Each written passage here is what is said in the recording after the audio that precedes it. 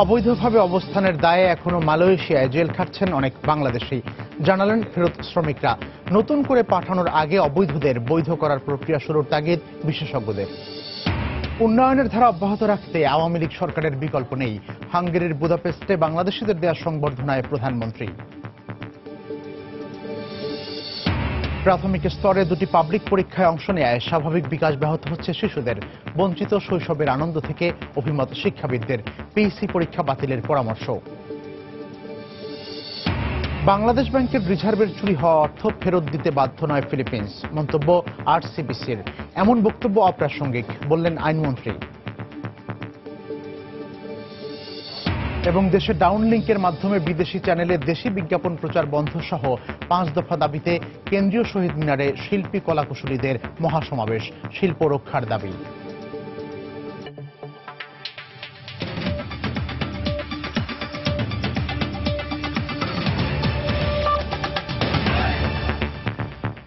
সময় সংবাদের সঙ্গে আছি আমি মিজানুর রহমান খবির। মালয়েশিয়ায় অবৈধভাবে অবস্থানের দায়ে এখনো অনেক বাংলাদেশি জেল খাটছেন বলে জানিয়েছেন সেখান থেকে ফেরত আসা শ্রমিকরা। এরই মধ্যে নতুন করে ধরপাকড় শুরু হওয়ায় উদ্বেগ বাড়লেও প্রবাসী কল্যাণ মন্ত্রণালয় বলছে শ্রমিকদের অবৈধ হয়ে পড়ার দায় বাংলাদেশের নয়। তবে বিশেষজ্ঞরা বলছেন নতুন করে শ্রমিক পাঠানোর আগে অবৈধ শ্রমিকদের বৈধ করার প্রক্রিয়া শুরু না হলে পরিস্থিতি আরও জটিল হবে। রিপোর্ট তাফসির বাবুর। অবৈধভাবে অবস্থানের দায়ে কয়েক মাস জেল খাটার পর চলতি সপ্তাহে মালয়েশিয়া থেকে ফেরত আসে 119 জন শ্রমিক। তারা জানান দালাল চক্রের খপ্পরে পড়ে ভিসার মেয়াদ বাড়াতে না পারায় মালয়েশিয়ায় জেল খাটছে আরও অনেক বাংলাদেশি শ্রমিক। এ সময় দূতাবাসের সহায়তা না পাওয়ারও অভিযোগ করেন তারা। দালালে পাসপোর্ট নিয়ে টাকা পয়সা নিয়ে সব লাগায় না, তারপরে আমরা অবৈধ হয়েছে, আমরা বৈধ হওয়ার কোনো সুযোগ বা সিস্টেম পাই না। বিভিন্ন সমস্যা, কিন্তু বাংলাদেশ এম্বাসি কখনো আমাদের খোঁজলে না। জোরবারু প্যাগান আছে, এখানে কোনো বাংলা এম্বাসির লোক যায় না। এখানে 2 বছর 2.5 বছর 3 বছরের বাংলা লোক পড়ে আছে। এর মধ্যেই মঙ্গলবার মালয়েশিয়ার স্থানীয় গণমাধ্যম সেখানকার উপকূলীয় এলাকায় নতুন করে 700-রও বেশি অবৈধ বাংলাদেশিকে আটকের খবর জানায়। এই অবস্থায় প্রবাসীদের মধ্যে উদ্বেগ বাড়লেও মন্ত্রণালয় বলছে অবৈধভাবে মালয়েশিয়ায় যাওয়া শ্রমিকদের দায় নেবে না সরকার। যারা অবৈধভাবে যাচ্ছে এখান থেকে ওদের দায় দায়িত্ব আমরা নেব না। আমরা আসলে দায়বদ্ধ তাদের কাছে যারা আমাদের ডকুমেন্টেড ওয়ার্কার। 2 বছরের জন্য তার কোনো ভিসা ছিল, 2 বছর যদি ওভারস্টে করে তাহলে তো আনডকুমেন্টেড হয়ে গেল। ওই লোকগুলো জেলে যাবে বা অন্য কোনো আইনের আওতায় আসবে ওই দেশের আইন অনুযায়ী। তবে এই বিশেষজ্ঞ বলছেন অবৈধ শ্রমিকদের বৈধ করতে উদ্যোগ না নিলে ভবিষ্যতে তা জনশক্তি রফতানির পথকেই রুদ্ধ করতে পারে। আমাদের হিসাব অনুযায়ী এখনো 3.5 লাখের উপর ওয়ার্কারের কিন্তু কোনো ওয়ার্ক পারমিট ইস্যু হয় নাই। নতুন লোক পাঠানোর আগে এটাকে আপনাকে সমাধান করতে হবে। যদি না চালানো হয় তাহলে যেটা হবে প্রায় 3.5 লক্ষ ওয়ার্কার তার অবৈধভাবে থাকবে। এক ধরনের বিশৃঙ্খলা তৈরি হবে। সেটা পরবর্তীতে কিন্তু আমাদের মার্কেটকেই কিন্তু আবার পাঠানোর ক্ষেত্রেই কিন্তু প্রবলেম তৈরি হবে। তার মতে আটক থাকা শ্রমিকদের ফেরত আনার ক্ষেত্রেও বাড়তি ভূমিকা নিতে হবে সরকারকে। তাফসির বাবু, সময় সংবাদ, ঢাকা। বাংলাদেশ ব্যাংকের রিজার্ভের চুরি হওয়া অর্থ দিতে বাধ্য নয় ফিলিপিন্সের রিজাল কমার্শিয়াল ব্যাংকিং কর্পোরেশন আরসিবিসি। এমনটাই বলেছে রিজাল কমার্শিয়াল ব্যাংকিং কর্পোরেশন কর্তৃপক্ষ। সংবাদ মাধ্যম রয়টার্সকে দেয়া এক বিবৃতিতে কথা জানান আরসিবিসির আইনজীবী থেয়াডায়েব। তিনি বলেন বাংলাদেশ ব্যাংকের অসাবধানতার কারণেই তাদের রিজার্ভের $8.10 লাখ নিউ ইয়র্কের ফেডারেল রিজার্ভ থেকে চুরি হয়েছে। এ ঘটনার দায় আরসিবিসি নেবে না বলেও তিনি জানান। এর আগে গত সোমবার ফিলিপিন্সের গণমাধ্যম ইনকোয়ারকে দেয়া এক সাক্ষাৎকারে ফিলিপিন্সে নিযুক্ত বাংলাদেশের রাষ্ট্রদূত জর গোমেজ বলেন চুরি হওয়া অর্থের বাকি অংশ দাবি করতে পারে বাংলাদেশ। অন্যদিকে সংবাদ মাধ্যম ইনকোয়ারকে আইনমন্ত্রী আনিসুল হক বলেছেন আরসিবিসি এর দায় কোনোভাবে এড়াতে পারে না। এর পরপরই এই বিবৃতি দেয় আরসিবিসি কর্তৃপক্ষ।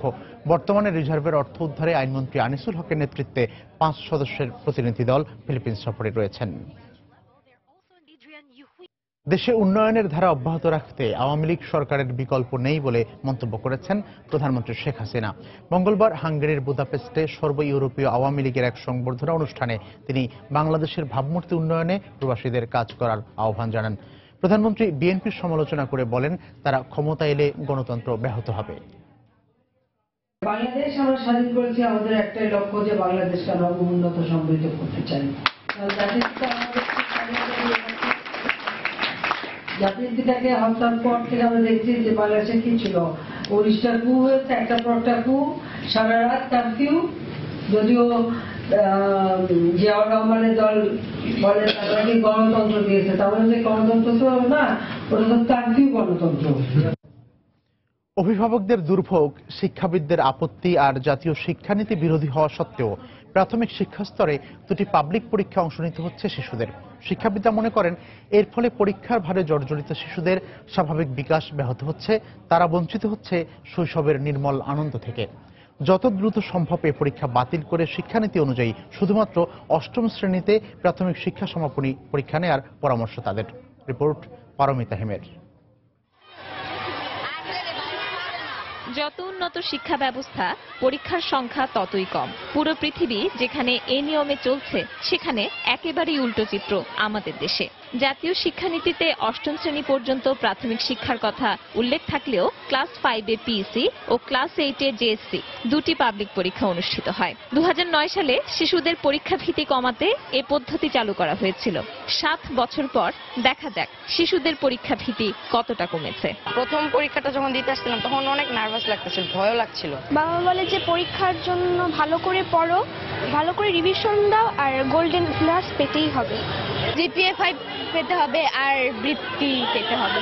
জিপিএ 5 পেলে নিশ্চয় কোনো ভালো স্কুলে ভর্তি হওয়া যাবে, কিংবা মানে আম্মুরা খুশি হবে, সবাই খুশি হবে। অভিভাবকরা বলছেন শৈশব হারিয়েছে তাদের শিশুরা। পরীক্ষার ভারে জর্জরিত শিশুদের মানসিক ও শারীরিক স্বাস্থ্য নিয়েও উদ্বিগ্ন তারা। পড়তে যাচ্ছে না, কিন্তু তার পিছু আমরাও ছাড়ছি না, গার্জিয়ানরাও। বাচ্চাদের জন্য এটা বয়স অনুযায়ী বেশি লোড। বছরের শেষে পুরো বইয়ের উপরে পরীক্ষা দিতে হচ্ছে। কেন একটা 10 বছরের বাচ্চা পুরো বই থেকে বছরের শেষে পরীক্ষা দিবে? বাচ্চাটা অসুস্থ হয়ে পড়ছে, সে মানসিকভাবে ভারসাম্যহীন হয়ে যাচ্ছে শুধু প্রেসারের জন্য। শিক্ষাবিদরা মনে করেন প্রাথমিক স্তরের মূল্যায়নের ক্ষেত্রে এই পরীক্ষা একেবারেই অপ্রয়োজনীয়। ক্লাসরুমে তাদের মূল্যায়ন করতে হবে, প্রতিনিয়ত তারা কি শিখলো, লার্নিং শিখনটা সেটাকে মূল্যায়ন করতে হবে। বছর শেষে একটা মূল্যায়ন, সেটা শিশুদের যে লার্নিং এর যে মূল্যায়ন সেটা হবে না। এই পরীক্ষা তাকে আত্মনির্ভরশীল করতে শেখায় না, তাকে আত্মপীড়নের দিকে পাঠায়। এটি অত্যন্ত অপ্রয়োজনীয় একটি পরীক্ষা। অনাবশ্য একটা বোঝা তৈরি করে অভিভাবকদের উপর এবং টিউশন বাণিজ্যের অন্তর্ভুক্ত করে এই সন্তানদের আমরা ভবিষ্যতের পথটা অন্ধকার করে দিচ্ছি। 2016 সালেই একবার পিএসসি পরীক্ষা বাতিলের প্রজ্ঞাপন জারি করে আবার তা বাতিল করে শিক্ষা মন্ত্রণালয়। খোদ শিক্ষা মন্ত্রণালয়ও এ নিয়ে দোদুল্যমান। এখন মন্ত্রিসভার সিদ্ধান্তের উপর নির্ভর করছে 2017 সালে পিএসসি অনুষ্ঠিত হবে কিনা। পারমিতা হিম, সময় সংবাদ, ঢাকা। সময় সংবাদে আরো থাকছে। নানা আয়োজনে পালন করা হচ্ছে আয়কর দিবস। রিটার্ন দাখিলের সময়সীমা শেষ হচ্ছে আজ। নিবন্ধিত করদাতার সংখ্যা 25 লাখ ছাড়িয়ে যাওয়ার প্রত্যাশা।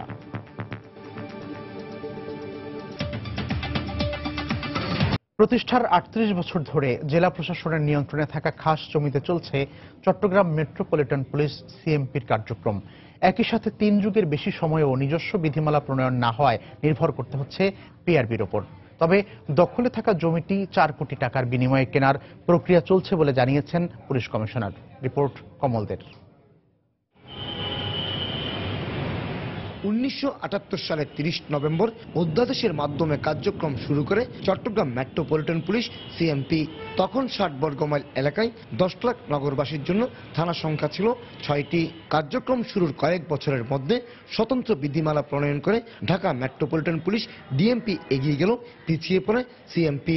38 বছর পেরিয়ে গেল, নিজস্ব কোনো বিধিমালাই তৈরি হয়নি। সিএমপির বিধিমালা বলতে বুঝে সিএমপি কিভাবে কাজ করবে, প্রত্যেক সদস্যের দায়িত্ব কর্তব্য কি, বিভিন্ন এখানে তো অনেকগুলো বিভাগ আছে, প্রত্যেক বিভাগের দায়িত্ব কর্মগুলো এখানে সুস্পষ্টভাবে লিপিবদ্ধ থাকে এবং সেভাবেই কাজ করে। যখন কোনো একটা সংগঠনের নিজস্ব বিধিমালা থাকে না, তখন এই ধরনের একটা সাধারণ বিধিমালা দিয়ে কাজ করে। সুনির্দিষ্ট বিধিমালা থাকলে আমাদের কাজকর্মের সুবিধা হয়, আমাদের পুলিশের প্রতিটা পদক্ষেপে কার্যক্রমে আমাদের জন্য সুবিধা, আমরা একটা গাইডলাইন পেয়ে থাকি। এখন গাইডলাইনের অভাবে হয়তো কোনো অনেক সময় হয়তো অফিসাররা হয়তো ঊর্ধ্বতন অফিসারদের শরণাপন্ন হন। শুধু নিজস্ব বিধিমালা নয়, সদর দপ্তর স্থাপনের জন্য নিজস্ব কোনো জায়গাও নেই সিএমপির। নগরীর লালদিঘি এলাকায় জেলা প্রশাসকের নিয়ন্ত্রণে থাকা সরকারি খাস জায়গার উপর ছোট্ট একটি দ্বিতল ভবনে চলছে সিএমপির বর্তমান কার্যক্রম। তবে সিএমপির এই শীর্ষ কর্মকর্তা জানালেন, শেষ পর্যন্ত 2.62 একর জায়গাটি নামমাত্র মূল্যে কেনার প্রক্রিয়া চলছে। এই জায়গা পেয়ে গিয়েছি, এটা 4 কোটি টাকা দিয়ে কিনেছি আমরা। মাননীয় প্রধানমন্ত্রী অত্যন্ত সদয় হয়ে এটা অনুমোদন দিয়েছেন, আমরা অনুমোদন পেয়েছি। হয়তো আগামী 1 সপ্তাহের মধ্যে আমরা এটা রেজিস্ট্রি করে নেব। 60 লাখ নগরবাসীর এই নগরীতে বর্তমানে 4টি জনে বিভক্ত হয়ে থানা রয়েছে 16টি, ফাঁড়ির সংখ্যা 50 আর পুলিশ সদস্যের সংখ্যা প্রায় 6000। কমল দে, সময় সংবাদ, চট্টগ্রাম। দেশে বেসরকারি চ্যানেলে বাংলা ডাবিং করা বিদেশি সিরিয়াল প্রচার ও ডাউনলিংকের মাধ্যমে বিদেশি চ্যানেলে দেশি বিজ্ঞাপন প্রচার বন্ধ সহ 5 দফা দাবিতে কেন্দ্রীয় শহীদ মিনারে চলছে federation of television professional organisation FTPOর মহাসমাবেশ। এতে যোগ দিয়েছেন দেশের নাট্য ব্যক্তিত্ব সহ গণমাধ্যমের শীর্ষ নেতারা। সমাবেশে বক্তারা বলেন, নানা প্রতিকূলতা অনিশ্চয়তার সঙ্গে সঙ্গে বিদেশি সংস্কৃতির আগ্রাসনে টেলিভিশন মিডিয়া বর্তমানে হুমকির মুখে। এই অবস্থা থেকে বেরিয়ে আসতে টেলিভিশন অনুষ্ঠান নির্মাণ, ক্রয় ও প্রচারে এজেন্সির হস্তক্ষেপ বাদ দিয়ে সংশ্লিষ্ট কর্তৃপক্ষের নিয়ন্ত্রণ, এআইটির ন্যূনতম যৌক্তিক হার পুনর্নির্ধারণ, বিদেশি শিল্পী ও কলাকুশলীদের অবৈধভাবে কাজ বন্ধেরও দাবি জানান তারা। বাংলাদেশের কোন তৃতীয় পক্ষ যারা আমরা শিল্পকে ভালোবাসি, আমাদের কাজ করার সুস্থ পরিবেশ বিরাজ করুক, বিদেশি ডাবিংকৃত নাটক বন্ধ হোক, আমাদের বিজ্ঞাপন দেশের বাইরে চলে যাচ্ছে সেটা বন্ধ হোক। ডাউনলোডের মাধ্যমে যে বিজ্ঞাপন প্রচার করা হচ্ছে তাতে যে পরিমাণ অ্যামাউন্ট দিতে হচ্ছে তাদেরকে, তার একটা ছোট্ট অংশ আমাদের এখানে খরচ হচ্ছে। তো আমার কথা হচ্ছে এটা তো আমার অধিকার, আমার টেলিভিশনের আমাদের অধিকার। আমার এটা কেন ডিভাইডেশনে যাব? বাংলাদেশের সংস্কৃতিকে আমরা রক্ষা করতে চাই এবং আমরা এই ক্ষেত্রে আমাদের যে মূল্যবোধ, আমাদের যে ভাবনা, আমাদের এই ভূখণ্ডের যে সংস্কৃতি, মুক্তিযুদ্ধের যে চেতনা, এগুলো সবই সুরক্ষিত হোক, এটা আমাদের কামনা। আমরা চাই অবিলম্বে এই দাবিগুলো মেনে নেওয়া হোক। এই মুহূর্তে কেন্দ্রীয় শহীদ মিনারের এই মহাসমাবেশে আছেন রিপোর্টার ফয়সাল মোর্শেদ। আমরা সরাসরি চলে যাচ্ছি সেখানে। ফয়সাল। শিল্পে বাঁচে, শিল্প বাঁচায়, এই প্রতিপাদে এই স্লোগানে সকাল থেকে কেন্দ্রীয় শহীদ মিনারে টেলিভিশন শিল্প কলাকুশলী কিন্তু তারা এখানে প্রতিবাদ সমাবেশ আয়োজন করেছে। আসলে দেশীয় শিল্প, দেশীয় সংস্কৃতিকে, দেশীয় টেলিভিশন শিল্পকে তারা রক্ষা করার জন্যই বিজাতীয় সংস্কৃতির হাত থেকে, বিদেশি টেলিভিশনের রাহুগ্রাস থেকে তারা এই টেলিভিশন সংস্কৃতিকে রক্ষা করার জন্যই কিন্তু তারা এই আয়োজন তারা চালিয়েছে। তারা 5টি দাবিতে কিন্তু তারা আসলে এই প্রতিবাদ সমাবেশ তারা চালিয়ে যাচ্ছে এবং এটা আয়োজন করেছে federation of television professionals organization. তাদের দাবিগুলোর মধ্যে আমি বলতে পারি, দেশের বেসরকারি চ্যানেলে বাংলায় যেভাবে এই সিরিয়ালগুলো আসলে ডাব করে প্রচারিত হয়ে থাকে, সেই সিরিয়ালগুলো যাতে বন্ধ করা হয় এবং এছাড়া টেলিভিশন অনুষ্ঠান নির্মাণ, ক্রয় ও প্রচারের ক্ষেত্রে ক্লায়েন্ট বা এজেন্সির হস্তক্ষেপ ব্যতীত চ্যানেলের অনুষ্ঠান সংশ্লিষ্ট কর্তৃপক্ষে তারা নিয়ন্ত্রিত হতে হবে, তারা এই দাবি জানাচ্ছে। এছাড়া ডাউনলিং ফিড বা চ্যানেলের মাধ্যমে বিদেশি চ্যানেলে দেশীয় বিজ্ঞাপন প্রচারের যেই প্রবণতা আমরা দেখছি বেশ কয়েক বছর ধরে আসলে চলছে, সেই ব্যাপারগুলো কিন্তু আসলে তারা চাচ্ছেন যে এগুলো বন্ধ করতে হবে। কারণ দেশীয় বিজ্ঞাপন যখন বিদেশি চ্যানেলে যখন প্রচারিত হয়, আখেরে কিন্তু আসলে দেশীয় শিল্পী, দেশীয় সংস্কৃতি, দেশীয় টেলিভিশন যে ক্ষেত্রটা রয়েছে তারা কিন্তু ক্ষতিগ্রস্ত হচ্ছেন। তাই তারা বলছেন যে অবশ্যই ডাউনলিং ফিড বা চ্যানেলের মাধ্যমে বিদেশি চ্যানেলে দেশীয় বিজ্ঞাপন প্রচার বন্ধ করতে হবে। 11টা ঠিক পরপরই এখানে টেলিভিশন যে শিল্পী কলাকুশলী এখানে উপস্থিত রয়েছেন, তাদের মধ্যে যারা সিনিয়র রয়েছেন তাদের নেতৃত্বে কেন্দ্রীয় শহীদ মিনারের মূল বেদিতে পুষ্পস্তবক অর্পণ করার মধ্যেই কিন্তু এই প্রতিবাদ সমাবেশ শুরু হয়েছে এবং এরপরেই যারা প্রয়াত হয়েছেন, যারা দীর্ঘদিন ধরে আমাদের টেলিভিশন সংস্কৃতিকে, আমাদের সংস্কৃতি অঙ্গনকে যারা সমৃদ্ধ করেছেন, যারা প্রয়াত হয়েছেন, তাদের সম্মানে 1 মিনিট নীরবতা পালন করা হয়। তবে সবার আগেই কিন্তু আমাদের সবার প্রাণের প্রিয় জাতীয় সঙ্গীত দিয়েই এই অনুষ্ঠান শুরু হয়েছে। এখানে উপস্থিত যারা রয়েছেন, যারা এখানে এসেছেন শিল্পীরা, তাদের প্রায় অনেকের সাথে আমি কথা বলেছি। তারা যেমনটি বলছেন, আসলে এটা শুধু তাদের একার দাবি না, এটা হচ্ছে পুরো আসলে সংস্কৃতিকে রক্ষা করার জন্য, বাংলাদেশের সংস্কৃতিকে রক্ষা করার জন্য তারা এই আন্দোলনটা চালিয়ে আসছেন। তারা বলছেন যে বিদেশে যে চ্যানেল রয়েছে, স্টার জলসাদ জি, বাংলা স্টার প্লাস, এই চ্যানেলগুলো আসলেই তারা নিজেদের সংস্কৃতিটা আমাদের দেশের উপর চাপিয়ে দিচ্ছে এবং এই সংস্কৃতিগুলো আসলেই আমাদের দেশের লোকজন দেখার কারণে এখানে অপরাধ বাড়ছে। তারা বলছেন যে বর্তমানে দেশে যে সমস্যা চলছে, সাম্প্রদায়িক রাষ্ট্র যাতে গঠিত না হয়, অসাম্প্রদায়িক রাষ্ট্র নির্মাণের জন্য যে ধরনের চেতনা দরকার, এই শিল্প, তারা বলছেন এই শিল্প সংস্কৃতি মুক্তিযুদ্ধে অনেক বড় একটা ভূমিকা পালন করেছে এবং বর্তমান যে সংকট রয়েছে সেই সংকট উত্তরণের ক্ষেত্রে কিন্তু এই শিল্প, এই সংস্কৃতি, দেশীয় শিল্পই কিন্তু বড় ভূমিকা রাখতে পারে বলে তারা জানিয়েছেন খবির। এছাড়া আরো অনেক দাবি তারা জানিয়েছেন, দীর্ঘদিন ধরে কিন্তু তারা আন্দোলন করে আসছেন। সেই আন্দোলনের ফলশ্রুতিতে যতগুলো সংগঠন রয়েছে, দেশীয় মিডিয়া সম্পর্কে যতগুলো সংগঠন রয়েছে, সবগুলো সংগঠন কিন্তু একত্রিত হয়ে আজকে অনুষ্ঠানটি পালন করছে এবং এই প্রতিবাদ সমাবেশ 7 দিন ধরে চলবে কিন্তু। খবির। ফয়সাল মোর্শেদ জানাচ্ছিলেন রাজধানীর কেন্দ্রীয় শহীদ মিনার থেকে, সেখানে টেলিভিশন শিল্প রক্ষায় বিভিন্ন দাবি দেওয়া নিয়ে এফটিপিও নামে একটি সংগঠন আন্দোলন করছে, সে বিষয়ে তিনি জানাচ্ছিলেন। ব্যক্তি শ্রেণীর আয়কর রিটার্ন দাখিলের সময়সীমা কোনোভাবেই বাড়ানো হবে না বলে সাফ জানিয়ে দিয়েছেন এনবিআর চেয়ারম্যান নজিবুর রহমান। জাতীয় রাজস্ব বোর্ড আয়োজিত আয়কর দিবস উপলক্ষে সকালে অনুষ্ঠিত র্যালিতে তিনি এই মন্তব্য করেন। এনবিআর চেয়ারম্যান আশা প্রকাশ করেন, দিন শেষে নিবন্ধিত করদাতার সংখ্যা ছাড়িয়ে যাবে 25 লাখ। রাজধানীর সেগুনবাগিচার জাতীয় রাজস্ব ভবনের সামনে থেকে শুরু হয়ে মৎস্য ভবন প্রদক্ষিণ করে আবারও রাজস্ব ভবনের সামনে এসে শেষ হয় এই র্যালিটি।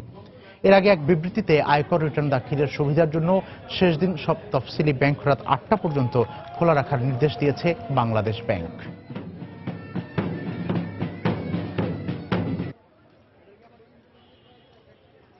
গত 1 নভেম্বর থেকে সারা দেশে যে রাজস্ব প্রদানের যে উৎসব চলছে, আজকে তা চূড়ান্ত রূপ লাভ করবে। বিকজ আজকে হচ্ছে জাতীয় আয়কর দিবস এবং ব্যক্তি পর্যায়ে আয়কর রিটার্ন জমা দেওয়ার আজকে শেষ তারিখ। এই তারিখ কোনোক্রমেই আর বাড়ানো হবে না এবং সেই জন্য আমরা মনে করি একটা উৎসাহ উদ্দীপনা এবং উৎসবের মধ্যে আমরা সকলে আমাদের রিটার্ন দাখিল করব। গাইবান্ধায় জেলা পরিষদ নির্বাচনে অংশগ্রহণে মনোনয়নপত্র কিনতে কেবল ভোটার তালিকার সিডির জন্য একজন চেয়ারম্যান প্রার্থীকে গুনতে হচ্ছে 54,500 টাকা। নির্বাচনে 1,126 জন জনপ্রতিনিধি তাদের ভোটাধিকার প্রয়োগের সুযোগ পেলেও কিনতে হচ্ছে 17 লাখ ভোটারের পুরো তালিকা। এ নিয়ে উদ্বেগ প্রকাশ করেছেন নির্বাচনে অংশগ্রহণে ইচ্ছুক প্রার্থীরা। আর বিশিষ্টজন রাজনীতিবিদরা বলছেন, দিনের পর দিন ব্যয় বাড়ার কারণে নির্বাচনে সাধারণ মানুষের অংশগ্রহণের পথ রুদ্ধ হয়ে যাচ্ছে। বিস্তারিত হেদায়েতুল ইসলাম বাবুর রিপোর্টে, আর ক্যামেরায় ছিলেন ওবায়দুল ইসলাম। জেলা পরিষদ নির্বাচনে এবারই প্রথম ইলেকটোরাল পদ্ধতিতে ভোট গ্রহণের সিদ্ধান্ত নিয়েছে সরকার। নির্বাচন কমিশন ইতোমধ্যে নির্বাচনের তফসিলও ঘোষণা করেছে। এই নির্বাচনে গাইবান্ধার 3টি পৌরসভা ও 7টি উপজেলার 109টি ওয়ার্ডকে 15টি কেন্দ্রে বিভক্ত করা হয়েছে। নির্বাচনী বিধিমালা মতে উপজেলা ও ইউনিয়ন পরিষদ এবং পৌরসভায় নির্বাচিত 1,126 জন ভোটারের ভোটে জেলা পরিষদের 1 জন চেয়ারম্যান, 5 জন সংরক্ষিত নারী এবং 15 জন সাধারণ সদস্য নির্বাচিত হবেন। কিন্তু এতে 1 জন চেয়ারম্যান প্রার্থীকে গোটা জেলার ভোটার তালিকা সংগ্রহ করতে হবে, এমন ঘোষণায় উদ্বিগ্ন সম্ভাব্য প্রার্থীরা। আমাদের ইলেকট্রাল ভোট হলো 1126টি। আমি 1126টি ভোটার লিস্ট কিনতে পারি, কিন্তু আমি সাধারণ জনগণের এই পপুলার ভোটার লিস্ট আমি কেন কিনবো? 54,500 টাকা দিয়ে ভোটার তালিকা কেনা নিঃসন্দেহে একজন ক্যান্ডিডেটের জন্য খুবই অর্থনৈতিকভাবে ক্ষতিগ্রস্ত করবে। কেবল ভোটার তালিকার জন্য অর্ধলক্ষাধিক টাকা নির্ধারণের বিষয়টি বাঁকা চোখেই দেখছেন বিশিষ্টজনরা। তাদের মতে ব্যয় বৃদ্ধির মাধ্যমে সিংহভাগ মানুষের নির্বাচনে অংশগ্রহণের পথ বন্ধ করা হচ্ছে। পুরো জেলা তালিকাটা নিতে গেলে এখন খরচটাও বেড়ে যাচ্ছে।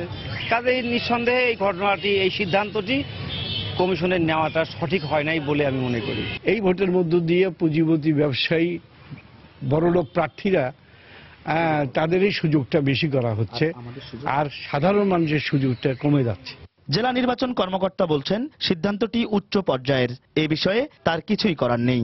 নির্বাচন কমিশনের পরিপত্র নম্বর 1 স্পষ্ট বলা আছে যে আপনার প্রতিটা ওয়ার্ডের, পৌর ওয়ার্ডের জন্য 500 টাকা এবং প্রতিটা ইউনিয়নের জন্য 500 টাকা হিসেবে ছবি ছাড়া ভোটার তালিকার সিডি প্রতিটা প্রার্থীকে কিনতে হবে। ইলেকশন কমিশনের নির্দেশনা, সিদ্ধান্ত, এর বাইরে আমাদের যাওয়ার কোনো সুযোগ নাই। আগামী 1 ডিসেম্বর মনোনয়নপত্র দাখিলের শেষ দিন। হেদায়েতুল ইসলাম বাবু, সময় সংবাদ, গাইবান্ধা। সময় সংবাদে আরো থাকছে, প্রতিষ্ঠার পর প্রথমবারের মতো ঋণ কার্যক্রম শুরু করেছে ব্রিক্স ব্যাংক। টেকসই উন্নয়নের নানা প্রকল্পের সুবিধা পেতে পারে বাংলাদেশও, বলছেন বিশ্লেষকরা।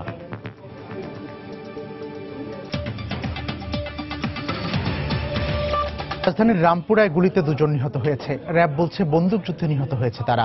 এই ঘটনায় আহত হয়েছে র্যাবের 4 সদস্য। র্যাবের পক্ষ থেকে আরো জানানো হয়েছে, গত রাত 2টোর দিকে একদল দুষ্কৃতিকারী রামপুরায় জড়ো হচ্ছে এমন খবর পেয়ে অভিযানে যায় র্যাব। এ সময় বালুরমাঠ এলাকার দিকে অগ্রসর হতে চাইলে দুষ্কৃতিকারীরা র্যাবকে লক্ষ্য করে গুলি ছোড়ে। আত্মরক্ষার্থে র্যাবও পাল্টা গুলি চালায়। এতে দুষ্কৃতিকারীদের 2 জন ও র্যাবের 4 সদস্য আহত হয়। আহতদের ঢাকা মেডিকেল কলেজ হাসপাতালে নেয়ার পর দুষ্কৃতিকারীদের 2 জনেরই মৃত্যু হয় বলে জানিয়েছে রামপুরা থানা পুলিশ। ভারতীয় প্রতিরক্ষা মন্ত্রী শ্রী মনোহর পারিকর দুদিনের সফরে ঢাকায় পৌঁছেছেন। সকাল 11:30টার দিকে প্রতিরক্ষা মন্ত্রীর নেতৃত্বে ভারতের একটি বিশেষ বিমানে 11 সদস্যের প্রতিনিধি দল ঢাকা সেনানিবাসে বিমানঘাঁটি বঙ্গবন্ধুতে এসে পৌঁছায়। এ সময় বিমানঘাঁটি বঙ্গবন্ধুতে সশস্ত্র বাহিনী বিভাগের principal staff officer lieutenant general Mohammad Mahfuzur Rahman প্রতিনিধি দলকে স্বাগত জানান। এ সময় সেখানে উপস্থিত ছিলেন বাংলাদেশে নিযুক্ত ভারতীয় হাইকমিশনার হর্ষবর্ধন শ্রিংলা। প্রতিনিধি দলের সাথে সফর করছেন ভারতীয় সেনা, নৌ ও বিমান বাহিনীর উপপ্রধানগণ। বাংলাদেশ সেনা, নৌ ও বিমান বাহিনীর প্রধানদের সঙ্গে সাক্ষাৎ করার কথা রয়েছে প্রতিনিধি দলের। দলটি বঙ্গভবনে রাষ্ট্রপতি মোহাম্মদ আব্দুল হামিদের সাথে সাক্ষাৎ করবেন আজ। এর আগে প্রধানমন্ত্রীর কার্যালয়ের নিরাপত্তা উপদেষ্টা মেজর জেনারেল অবসরপ্রাপ্ত তারিক আহমেদ সিদ্দিকের সঙ্গেও সাক্ষাতের কথা রয়েছে। বাংলাদেশে কারাভোগ শেষে মিয়ানমারের 91 জেলেকে সে দেশের সীমান্তরক্ষী বাহিনী বিজিবির কাছে হস্তান্তর করেছে বর্ডার গার্ড বাংলাদেশ বিজিবি। বেলা 12টার দিকে বাংলাদেশ মিয়ানমার সীমান্তের ঘুমধুম 0 পয়েন্টে বিজিবি ও বিজিবির পতাকা বৈঠক শেষে তাদের হস্তান্তর করা হয়। বিজিবি জানায় 2015 সালের 8 ডিসেম্বর বাংলাদেশের অভ্যন্তরে ঢুকে সেন্ট মার্টিন উপকূলীয় এলাকায় মাছ শিকার করছিলেন ওই জেলেরা। এ সময় বাংলাদেশ নৌবাহিনীর একটি দল সেখানে অভিযান চালিয়ে তাদের আটক করে পুলিশে সোপর্দ করে। পরবর্তীতে অনুপ্রবেশের দায়ে 11 মাস কারাগারে থাকার পর তারা ছাড়া পান। জেলেদের পরিচয় যাচাই বাছাইয়ের পর সব জেলেকে ফিরিয়ে নিতে সম্মত হয় বিজেপি। বরগুনার পাথরঘাটা উপজেলার কাকচিরায় দখল হয়ে গেছে পানি উন্নয়ন বোর্ডের বেড়িবাঁধ। দখলদাররা এরই মধ্যে দখলি জমিতে নির্মাণ করেছে বহুতল ভবন। এদিকে বাঁধের পাশের একটি খাল মরা খালে পরিণত হয়েছে এই দখলের কারণেই। দখলদাররা বলছে প্রশাসনের কাছ থেকে খাল ও জমি দখল করতে গিয়ে কোনো বাধার মুখে পড়তে হয়নি তাদের। তবে পানি উন্নয়ন বোর্ডের দাবি, দখল ঠেকাতে সব প্রশাসনিক ব্যবস্থা নেওয়া হয়েছে। এম এ আজিমের পাঠানো তথ্য, এস এম সিফাতের তোলা ছবিতে ডেস্ক রিপোর্ট। একের পর এক দোকান ও বহুতল ভবন দেখে বোঝার উপায় নেই এটি কোনো বেড়িবাঁধ। বরগুনার পাথরঘাটা উপজেলার কাকচিরা এলাকার বিষখালী নদী পাড়ের বেড়িবাঁধের চিত্রটা এমনই। একদিন দুদিন নয়, বছরের পর বছর ধরে দখলদাররা দখল করে আছে বাঁধটি। অনেকেই নির্মাণ করেছে বহুতল ভবন, আবার কেউ কেউ এখনো নির্মাণ করছে অবৈধ স্থাপনা। শুধু বাঁধ নয়, দখলদারদের দখলে চলে গেছে বাঁধের পাশের খালটিও। খালটির দুপাশ থেকে বাঁশ, চাটাই ও পিলার দিয়ে যে যেভাবে পেরেছে ভরাট করে নিয়েছে। তবে দখলদাররা দখলের কথা স্বীকার করে এজন্য প্রশাসনের বাধা না থাকাকে দায়ী করছে। পানি উন্নয়ন বোর্ড কোনো দাবিই করে না আমাদের কাছে এসে, এবং তারা কোনো সময় এসে আমাদেরকে বলেও না যেখানে বিল্ডিং উঠাতে পারবেন না, এটা অবদার সম্পত্তি। তুলছি যখন তখন কোনো নিষেধাজ্ঞা আসে নাই, কোনো জায়গায় দেয় নেই যে বাধা পড়ছে বা ইয়েছে, আমরা এই অনুভূতি যে ঘর রয়েছে। পানি উন্নয়ন বোর্ডের এই কর্মকর্তার দাবি, মৌখিক নোটিশ ও মামলা সহ দখলদারদের উচ্ছেদে নানা ব্যবস্থা নিয়েছেন তারা। আমরা অনেককে উচ্ছেদের নোটিশ দিছি এবং সবার বিরুদ্ধে একই ব্যবস্থা নেওয়া হবে উচ্ছেদের। এটা অ্যাডমিনিস্ট্রেটিভ ম্যাজিস্ট্রেট নিয়োগ করে পর্যায়ক্রমে উচ্ছেদ অভিযান চালানো হবে। এদিকে খাল দখলের বিষয়টি সময় সংবাদের রিপোর্টারের মাধ্যমে জানার পর সাথে সাথেই ভূমি কর্মকর্তাকে ঘটনাস্থলে পাঠিয়েছেন বলে দাবি এই কর্মকর্তার। যে তহসিলদার আছেন তাকে আমি নির্দেশনা দিয়েছি যে যতটুকু কাজ হয়েছে সেই অবস্থাতেই সেখানেই সবকিছু বন্ধ হয়ে যাবে এবং সেখানে যে যন্ত্রপাতি আছে সেগুলো সিজ করা হবে। পাথরঘাটা উপজেলার কাকচিরা এলাকায় পানি উন্নয়ন বোর্ডের বাঁধ, জমি ও সরকারি খাল দখল করে প্রায় 5 শতাধিক অবৈধ স্থাপনা গড়ে উঠেছে। সংবাদ, বরগুনা। প্রতিষ্ঠার পর প্রথমবারের মতো ঋণ কার্যক্রম শুরু করেছে নিউ ডেভেলপমেন্ট ব্যাংক বা ব্রিক্স ব্যাংক। নবায়নযোগ্য জ্বালানি খাতের 5টি প্রকল্পে প্রায় $100 কোটি ঋণ অনুমোদন করেছে এই ব্যাংক। বিশ্লেষকরা বলছেন, অবকাঠামো টেকসই উন্নয়নের নানা প্রকল্পে এই ব্যাংক থেকে সুবিধা পেতে পারে বাংলাদেশও। তাই বাংলাদেশের উচিত ঋণ গ্রহণ ও অন্য সুবিধা নিশ্চিতে নিজস্ব উদ্যোগে এই ব্যাংকের সদস্য হওয়া। এ ব্যাপারে বাংলাদেশের আগ্রহ আছে এবং সম্ভাব্যতা যাচাই বাছাই করা হচ্ছে বলে জানিয়েছেন অর্থ পরিকল্পনা প্রতিমন্ত্রী। রিপোর্ট সাজিদ রাজুর। ব্রাজিল, দক্ষিণ আফ্রিকা ও ভারতের মতো দেশে অর্থনীতির চিত্র পাল্টাচ্ছে দ্রুত। আর্থসামাজিক অবস্থার পরিবর্তন ঘটছে বাংলাদেশ সহ এই অঞ্চলের অন্য দেশগুলোতেও। কিন্তু অবকাঠামো ও নানা উন্নয়ন কার্যক্রমে চাহিদা অনুযায়ী ঋণ দিতে পারছে না বিশ্বব্যাংক, IMF এর মতো প্রতিষ্ঠানগুলো। আবার ঋণের সাথে বেঁধে দেওয়া নানা শর্ত ও সংস্কার প্রস্তাবেও বিরক্ত এই অঞ্চলের দেশগুলো। তাই কিছুটা রাজনৈতিক সিদ্ধান্তে গঠন করা হলেও নিউ ডেভেলপমেন্ট ব্যাংক নিয়ে আগ্রহ আছে বেশ। এরই মধ্যে 2014 সালে গঠন করা এই ব্যাংক শুরু করেছে ঋণ কার্যক্রম। প্রথমেই 5 সদস্য দেশে নবায়নযোগ্য জ্বালানি খাতে মোট 91 কোটি মার্কিন ডলার ঋণ অনুমোদন করেছে এই ব্যাংক। অর্থনীতি বিশ্লেষকরা বলছেন, জাতিসংঘ ঘোষিত এসডিজির লক্ষ্য পূরণে কাজ করা বাংলাদেশের মতো উন্নয়নশীল দেশগুলো এই সংস্থা থেকে নিতে পারে বিশেষ সুবিধা। বাংলাদেশের যে আগ্রহটা, এটা আমরা দেখতে পেয়েছি যে যখনই ব্রিক্স ব্যাংকের ঘোষণাটা আসলো তখনই, প্রায় 2 বছর আগের। কিন্তু সাম্প্রতিক সময় কিন্তু আমরা সেরকম কোনো অ্যাক্টিভিটিস দেখছি না। এখন খুব প্যাসিভ ওয়েতে না দেখে খুব অ্যাক্টিভলি জিনিসটাকে দেখা উচিত এবং অ্যাগ্রেসিভলি দেখা উচিত। যে সমস্ত খাতে ঋণগুলো অন্যান্য উৎস থেকে পাওয়া যাচ্ছে না পর্যাপ্তভাবে, সেই ঋণগুলোর জন্য ব্রিক্স ব্যাংকের ব্যাপারটিকে যথেষ্ট গুরুত্বের সাথে দেখা।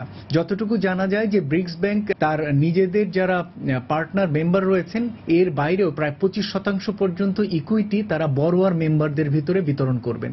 সুতরাং সেই জায়গায় বাংলাদেশ সরকার একটি জোরালো উদ্যোগ নিতে পারে। সরকার বলছে, নতুন এই ব্যাংকের ঋণের শর্ত, সুদের হার সহ অন্যান্য কার্যক্রম পর্যবেক্ষণ করা হচ্ছে। ব্রিক্স সম্বন্ধে আমাদের আগ্রহ আছে। আমি মনে করি যে তাদের মেনু পড়ে আমরা বাছাই করে যদি আমাদের মতো ফিটফাট হয় আমরা নিব।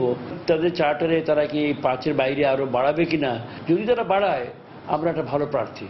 এই ব্যাংক থেকে ঋণ নিলে বিশ্বব্যাংক, আইএমএফ, এশীয় উন্নয়ন ব্যাংকের মতো প্রতিষ্ঠানের অর্থায়নে গৃহীত অন্য প্রকল্পের ক্ষেত্রে তা বাধা হয় কিনা সেসব ব্যাপারেও খেয়াল রাখার পরামর্শ বিশ্লেষকদের। সাজিদ রাজু, সময় সংবাদ, ঢাকা। দীর্ঘ 12 বছর পর খুলনা প্রেস ক্লাবের সাবেক সভাপতি সাংবাদিক মানিক সাহা হত্যা মামলার রায় দেয়া হবে আজ। খুলনা বিভাগীয় দ্রুত বিচার ট্রাইব্যুনালের বিচারক এম এ রব হাওলাদারের আদালতে এ মামলার রায় ঘোষণা করা হবে। রাষ্ট্রপক্ষের আইনজীবী এনামুল হক জানান, গত সোমবার শুনানির পর রায় ঘোষণার দিন ধার্য করেন আদালত। 21 পদকপ্রাপ্ত সাংবাদিক মানিক সাহাকে 2004 সালের 15 জানুয়ারি খুলনা প্রেস ক্লাবের কাছেই বোমা মেরে হত্যা করে চরমপন্থীরা। ঘটনার 2 দিন পর 17 জানুয়ারি খুলনা সদর থানার উপপরিদর্শক রণজিৎ কুমার দাস বাদী হয়ে 2টি মামলা করেন। দীর্ঘ 1 যুগের বিচারিক প্রক্রিয়া শেষে আজ এই হত্যা মামলার রায় দেয়া হবে। শীত আসন্ন, তাই ব্যস্ত সময় পার করছেন টাঙ্গাইলের বাসাইল উপজেলার শাল চাদর প্রস্তুতকারী তাঁতিরা। বছরের বাকি সময় এর চাহিদা না থাকায় মন্দাভাব থাকে ব্যবসায়। এ অবস্থায় ব্যবসাকে চাঙ্গা রাখতে সরকারের ঋণ সুবিধার দাবি জানিয়েছেন সংশ্লিষ্টরা। পাশাপাশি চাদর বিদেশে রপ্তানি করতে পারলেই ব্যবসা আরও চাঙ্গা হবে বলেও মনে করেন তারা। কাদের তালুকদারের তথ্য, রাশেদ খানের ছবি নিয়ে ডেস্ক রিপোর্ট। টাঙ্গাইলের বাসাইল উপজেলার বাথুলি সাদি এলাকায় প্রবেশ করতেই কানে আসবে তাঁতপল্লীর এই খটখট শব্দ।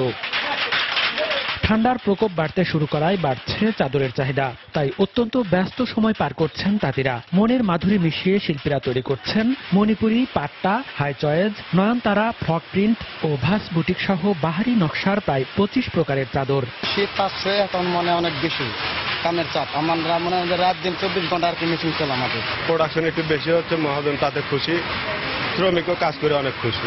সবকিছু মিলে ভালো আছে, কিন্তু যদি সারা বছর চলতো তাহলে আরো বেশি ভালো থাকতো। শীত মৌসুমের শুরু থেকেই চাদরের ব্যবসা জমজমাট থাকলেও এর উল্টো চিত্র থাকে বছরের বাকি দিনগুলোতে। এই অবস্থায় সরকারি ঋণ সুবিধার পাশাপাশি বিদেশে চাদর রপ্তানি করতে পারলে সারা বছর এই ব্যবসা চাঙ্গা থাকবে বলে মনে করেন সংশ্লিষ্টরা। সরকার থেকে তো লোন টোন দেয় এদেরকে আমাদের, তাহলে হয়তো একটু ব্যবসাটা ভালো করা যাবো। সব মিলে এখানে প্রয়োজন সরকারের আসলে কিছুটা সহযোগিতা, সেটা আর্থিক সহযোগিতা থেকে শুরু করে বা এই মাল পণ্যগুলো যাতে বাইরে দেশে আপনার রপ্তানি করা যায়, এই প্রক্রিয়া নিলে হয়তো শিল্পটা আরো ভালোভাবে দীর্ঘদিন স্থায়ী হবে। এদিকে ঐতিহ্যবাহী এ শিল্পের প্রসারে ব্যবসায়ীদের স্বল্প সুদে ঋণ দেয়া সহ প্রয়োজনীয় পদক্ষেপের আশ্বাস দিলেন তাঁত বোর্ডের এই কর্মকর্তা। ঊর্ধ্বতন কর্তৃপক্ষকে আমি জানাবো তাদেরকে এই ঋণের পরিমাণ বাড়িয়ে দেওয়ার জন্য এবং বিদেশে রপ্তানি করার ব্যবস্থা গ্রহণ করার জন্য। টাঙ্গাইলের বাসাইল, দেলদুয়ার ও মির্জাপুর উপজেলায় চাদর প্রস্তুতকারী প্রায় 5,500 তাঁত রয়েছে। এতে প্রায় 11,000 শ্রমিক কাজ করে জীবিকা নির্বাহ করেন। সময় সংবাদ, টাঙ্গাইল। দেশের বাইরের খবর। তুরস্কের একটি ছাত্রীনিবাসে অগ্নিকাণ্ডে 11 ছাত্রী সহ 12 জনের মৃত্যু হয়েছে। অগ্নিদগ্ধ হয়ে গুরুতর আহত হয়েছেন আরও অন্তত 22 জন। এদের মধ্যে কয়েকজনের অবস্থা আশঙ্কাজনক। মঙ্গলবার গভীর রাতে দেশটির দক্ষিণাঞ্চলীয় আদানা প্রদেশে দুর্ঘটনা ঘটে।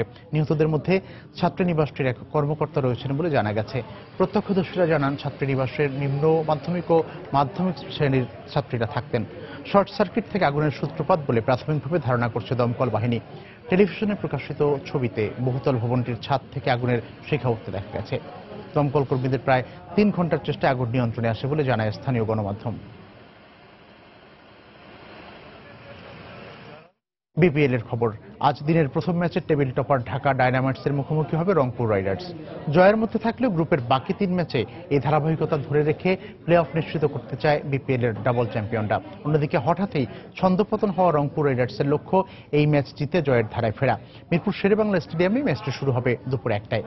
কাগজে কলমে কিংবা মাঠের পারফরমেন্স এই মৌসুমের অন্যতম শক্তিশালী দল ঢাকা, যার প্রমাণ রেখে 9 ম্যাচে 12 পয়েন্ট নিয়ে টেবিলের শীর্ষে অবস্থান করছে সাকিব বাহিনী। তবে হঠাৎই ইনজুরিতে পড়া ইনফর্ম শহীদের অনুপস্থিতি কিছুটা হলেও ভোগাবে দলটিকে। শহীদকে না পেলেও ইনজুরি থেকে ফিরে এই ম্যাচে দলের সঙ্গে যোগ দেওয়ার কথা রয়েছে আন্দ্রে রাসেলের। অন্যদিকে ভালো খেলতে থাকা রংপুর খেই হারিয়েছে লিগের মাঝপথে এসে। গেল 3 ম্যাচ হেরে প্লে অফ নিশ্চিত করার আশঙ্কায় পড়েছে তারা। তার উপর নিষেধাজ্ঞার কারণে ওপেনার মোহাম্মদ শাহজাদের না খেলার বিষয়টি নিয়েও বেশ ভাবতে হচ্ছে টিম ম্যানেজমেন্টকে। এদিকে দিনের দ্বিতীয় ম্যাচে মাশরাফির কুমিল্লা ভিক্টোরিয়ান্সের মুখোমুখি হবে রাজশাহী কিংস। 4 পয়েন্ট নিয়ে টেবিলের তলানিতে থাকলেও এই ম্যাচেও জয়ের জন্যই মাঠে নামবে মাশরাফির কুমিল্লা। অন্যদিকে সবশেষ ম্যাচে রংপুর রাইডার্সকে হারানোর ধারাবাহিকতা ধরে রেখে জয় নিয়ে প্লে অফে নাম লেখাতে প্রস্তুত ড্যারেন সামির কিংস। মিরপুরে ম্যাচটি শুরু হবে সন্ধ্যা 6:45। মাঠের বাইরের পারফরমেন্স নিয়ে সমালোচনা যেন সঙ্গী হয়ে গেছে মাশরাফির কুমিল্লা ভিক্টোরিয়ান্সের। আসর থেকে বর্তমান চ্যাম্পিয়নদের বিদায় নিশ্চিত হলেও শেষ ম্যাচগুলোতে জয় তুলে নিয়েই এবারের আসর শেষ করতে প্রস্তুত মাশরাফি বাহিনী। বরিশাল বুলসের বিপক্ষে সবশেষ ম্যাচে জয় দলের আত্মবিশ্বাস বাড়িয়ে দিয়েছে বেশ কয়েক গুণ। অন্যদিকে রাজশাহীর স্বপ্নটা আরও বড়। প্লে অফের দৌড়ে ভালোভাবে টিকে থাকা কিংস সবশেষ ম্যাচে হারিয়েছে টপ ফর্মে থাকা রংপুর রাইডার্সকে। বোলার মিরাজ সেই ম্যাচে নিজেকে তুলে ধরেছিলেন ব্যাটসম্যান হিসেবেও। সাব্বির, রাজু, ফরহাদ, রেজারা ফর্মের সেরাটা দেয় আপাতত নির্ভর কোচ সারোয়ার ইমরানের বাহিনী। বরিশাল বুলস ক্রিকেটাররা ম্যাচ ফিক্সিং এ জড়িত বলে অভিযোগ করায় ফ্র্যাঞ্চাইজিটির শুভেচ্ছাদূত সঙ্গীত শিল্পী আসিফ আকবরের কড়া সমালোচনা করেছেন মুশফিকুর রহিম। সেই সঙ্গে এ বিষয়ে বিসিবির নজরদারি বাড়ানোর পাশাপাশি সতর্ক হওয়ার পরামর্শ দেন বরিশাল অধিনায়ক মুশফিক। আর দলটির মালিকপক্ষ ক্রিকেটারদের পারফরমেন্সে সন্তুষ্ট না হলেও উড়িয়ে দিয়েছেন ফিক্সিং এর সম্ভাবনাকে। বিপিএল এ ফিক্সিং বিষ নতুন নয়। দ্বিতীয় আসরে ফিক্সিং এ জড়িত থাকায় নিষিদ্ধ হন একাধিক ক্রিকেটার ও ফ্র্যাঞ্চাইজি কর্মকর্তারা। তবে বিপিএল এর গেল আসর বেশ স্বচ্ছ ইমেজে শেষ করে বিসিবি, কিন্তু এবার যেন ফিরে আসছে পুরনো সেই ভূত। রংপুর রাইডার্সের ক্রিকেটার জুপিটার ঘোষ ও ম্যানেজার সানোয়ার হোসেনের দ্বন্দ্ব শেষ না হতেই আলোচনায় বরিশাল বুলস। দলটির শুভেচ্ছাদূত ও সঙ্গীত শিল্পী আসিফ আকবর সম্প্রতি ফেসবুকে বিস্ফোরক এক স্ট্যাটাসে বরিশালের দেশি বিদেশি ক্রিকেটাররা ফিক্সিং এ জড়িত বলে অভিযোগ করেন। বিষয়টি নিয়ে বিসিবি ও আকসুকে তদন্ত করার কথা উল্লেখ করেন তিনি। তবে আসিফের এমন অযাচিত মন্তব্যে ক্ষোভে ফেটে পড়েন বরিশালের অধিনায়ক মুশফিক।